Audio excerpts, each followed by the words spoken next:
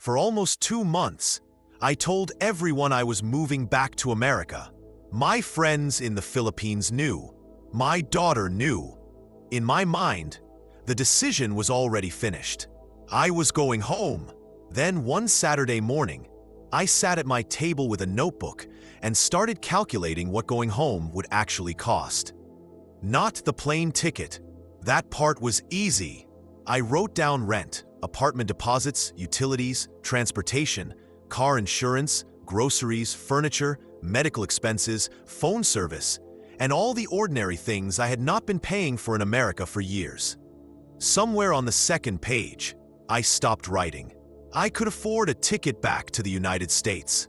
What scared me was realizing I was no longer sure I could afford the life waiting for me after I landed. I never expected to have that problem. When I first moved to the Philippines, I was not running away from America. I was not searching for some wild adventure either. My reason was much simpler. I was retired, living on a fixed monthly income, and every year it felt like that income bought less. Rent increased, insurance increased, groceries increased, utilities increased. Nothing destroyed my finances overnight. That was almost worse. It happened slowly. $20 here, $50 there, another 100 somewhere else. I could still pay my bills, but retirement was beginning to feel like a full-time exercise in deciding what not to buy. I remember standing in a grocery store comparing 2 jars of spaghetti sauce because one was 70 cents cheaper. I had worked most of my adult life, and somehow retirement had turned into worrying about 70 cents. That was when I started watching videos about retiring overseas. Mexico, Thailand, Vietnam, the Philippines. At first, it was curiosity. Then I started paying attention to the numbers. Rent caught my attention immediately. Apartments in the Philippines were being advertised for prices that would barely get me anything where I lived in America. Then I looked at transportation, food, phone service, and the cost of eating out occasionally without feeling guilty. Eventually, the math convinced me to try it. I finished my lease, sold my car, gave away furniture, kept the things that mattered, and moved to the Philippines with savings and a return ticket. I even told my daughter, if I hate it, I will come back. And for the first year, I believed returning would always be simple. But I did not hate it. My rent was manageable. I did not need a car. I could go out for lunch without wondering which bill would suffer because of it. I was not living like a millionaire. I still had laundry, groceries, power bills, deliveries that arrived looking nothing like the picture online, and ordinary daily frustrations. It was normal life. The difference was that normal life cost less. Then the excitement faded. The Philippines stopped feeling new and started feeling ordinary. Once that happened, I noticed everything I missed about America. I missed familiar roads. I missed certain foods. I missed understanding every conversation around me.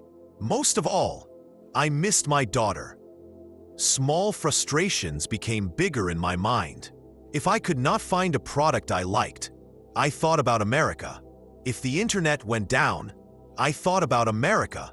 If traffic annoyed me, I thought about America. The strange thing was, I was not really missing the America I had left. I was missing the America I remembered. Eventually, I convinced myself it was time to return. That was when I started checking prices. The first thing I looked at was rent. I was not expecting anything luxurious. I wanted a basic 1-bedroom apartment in a decent area. But the first place I liked cost more than twice what I was paying in the Philippines. Then came the fees, application fees, deposits, parking, utilities, monthly charges I did not even fully understand. Some properties wanted proof that my income was several times the monthly rent. Then I looked at transportation. In the Philippines, I could get around without owning a car. In the American areas I was considering, living without one was technically possible, but it was not the life I wanted. So I looked at used cars. Cars I remembered being affordable suddenly had price tags that made me wonder if I had clicked on the wrong listing. Then I added insurance, registration, fuel, and maintenance. I had not even returned yet, and America was already becoming expensive in my notebook. My daughter told me I could stay with her. I appreciated it more than she probably knew, but she had her own life, her own schedule, her own responsibilities. I did not retire so I could permanently move into my daughter's home. I wanted my own place, my own routine, and my own front door. That was when the reality really hit me. I had not simply moved away from America. I had dismantled my American life. I no longer had the apartment, the car, the furniture, or the daily setup I once had. Returning meant rebuilding almost everything, and rebuilding was expensive. I was not broke. I want to make that clear. I could have returned, but doing it the way I wanted would have required taking a large amount from my savings immediately.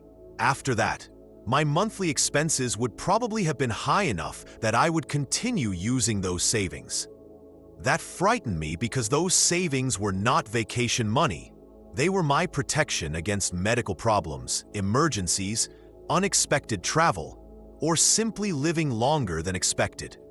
For the first time, I felt trapped, not because the Philippines was keeping me there.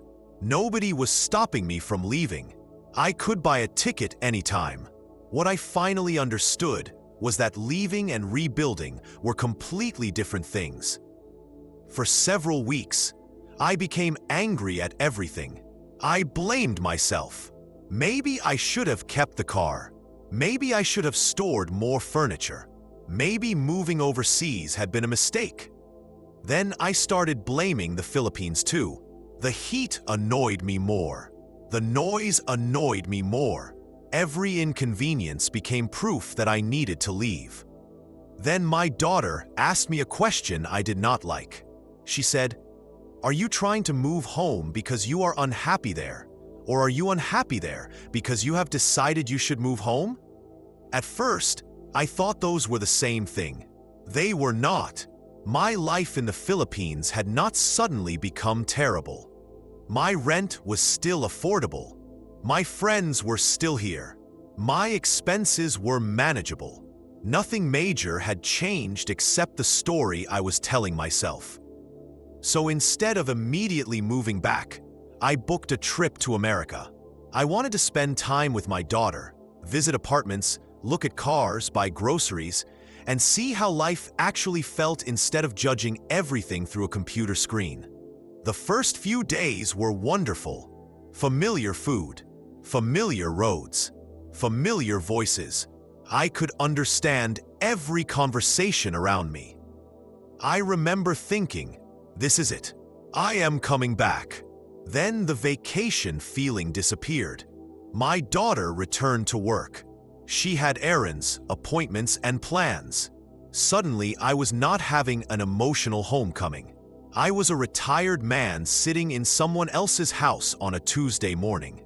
So I started touring apartments. One looked good online, but felt completely different in person. Another was nicer but too expensive. A cheaper one would have required driving almost everywhere. Then I started checking used cars again. Then insurance. One afternoon, I went grocery shopping alone.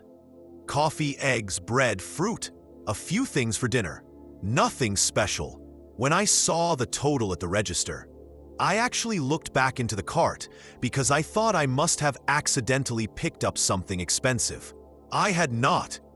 That was when my memory of America collided with the America standing in front of me. When I was sitting in the Philippines feeling homesick, I remembered convenience.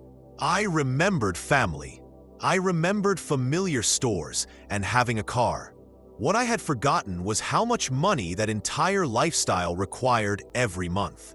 I had been comparing my present life in the Philippines with an old version of my American life. That old version was gone. Prices had changed. My circumstances had changed. Even the people around me had changed. My daughter had her own life. Friends had moved, retired, remarried, or become harder to see. America had continued moving while I was away. And something else became clear. Back in the Philippines, I already had something I was preparing to throw away. I had independence. I had my own apartment, my own schedule, friends, familiar shops, a barber I knew, restaurants where people recognized me, neighbors whose habits had once annoyed me but had somehow become part of the rhythm of my life. It was not exciting anymore. That was exactly the point. It had become mine. By the time my return flight approached, I stopped asking which country was better. That question was too simple. I started asking which life made more sense for me now. If I absolutely wanted to live in America, I could do it. I could stay with my daughter longer. I could choose a cheaper area. I could spend part of my savings and rebuild slowly. But those options did not appeal to me more than the life I already had. That distinction changed everything. I was not trapped in the Philippines. I was choosing between two imperfect lives. One was familiar and close to family, but significantly more expensive. The other gave me independence and financial breathing room, but placed me thousands of miles from the people I loved. Neither gave me everything. Once I accepted that, the decision became easier. I returned to the Philippines. When I landed, I expected disappointment. Instead, I felt relief. I knew where I was going. I knew what my apartment looked like. I knew where I would buy groceries the next morning. I knew roughly what my expenses would be.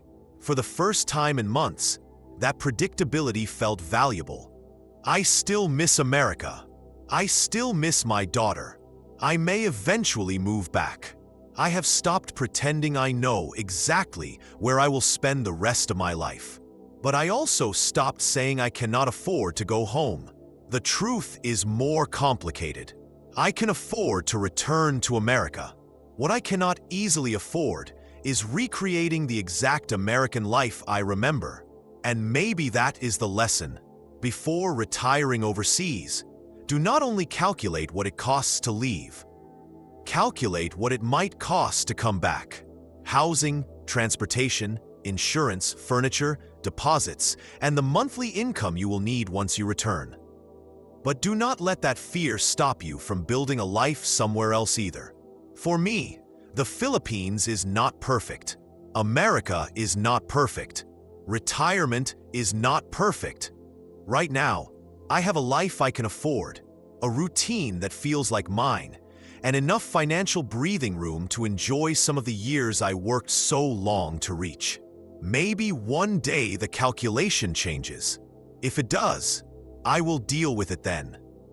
But for now, I am staying, and this time, it feels like my decision. If you enjoyed this story, please give the video a like and subscribe to the channel. And before you leave, check out some of the other videos on the channel about life, retirement, and the realities of living in the Philippines. You might find the next story even more surprising.